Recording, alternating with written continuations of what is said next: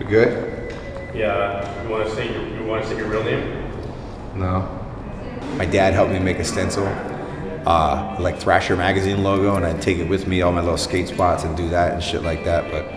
But it was like when I was 13, 1990, is when I really actually started doing graffiti. Like I made a name for myself and started out doing graffiti. After about a year or so doing graffiti, I really kind of like found this thing that really made sense for me, and I really got into it heavily, like so much so it's where all my other interests just really kind of faded away, and that became the sole kind of focus of all my free time. Zess is probably the perfect LA graffiti artist, you know what I mean? This is a dude who's been heavy in the streets painting since the early mid-90s. He's the embodiment of that LA writer, you know, this guy who has like this really kind of like twisted, dark, aggressive style, and, you know, goes to like great lengths and does like the most insane shit, climbs up the most retarded stuff just to like do something like get a tag.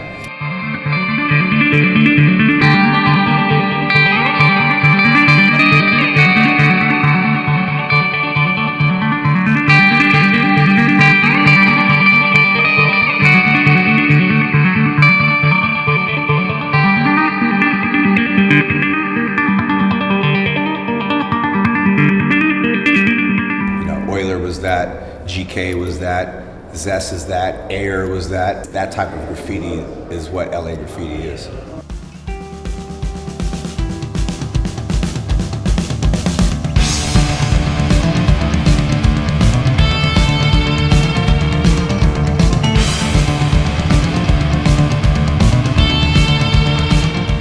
LA is probably one of the first cities to be like really buff adamantly and vigilantly. If you paint something in LA and it lasts like a few weeks or a month, like you're happy, you're stoked. Whereas like guys who grew up doing graffiti, they would paint something that would last for 10 years, 5 years, you know.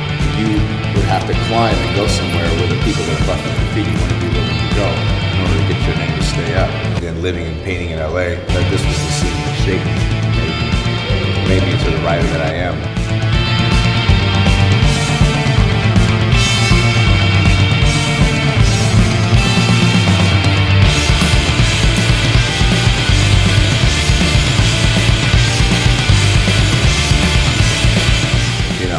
People go out and rob banks and hold people up because they got to eat and they're trying to make money and get ahead. You know, people steal because they're hungry. You know what I mean? People sell drugs because they're trying to feed their family. You know, they take these risks. They risk their freedom, they risk their life, they risk whatever for a reward. Whereas graffiti, there's a huge risk, but there's no reward. So obviously there's got to be something going on psychologically beneath the surface to motivate people to like go out and climb a bridge and risk falling and dying, or go out and do, you know, crazy amount of graffiti in a city like Los Angeles where you can, you know, they'll send you to prison for 5 years or more for just painting your name on a wall. You know, obviously there's some real emotional and psychological motivation behind that. And I think for me personally, sometimes you understand it, sometimes you just don't, but it always just makes sense. It's, you know, for me it's just a natural part of who I am. Is that cool?